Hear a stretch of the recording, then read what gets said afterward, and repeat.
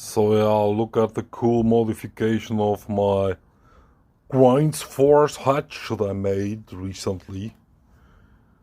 I mean, you can't have enough paracord out there, right? And yeah, I attached a flashlight because it makes me able to work in the dark, and fire steel, of course, a Mora knife, some carbine hooks. I mean, two are one is none, so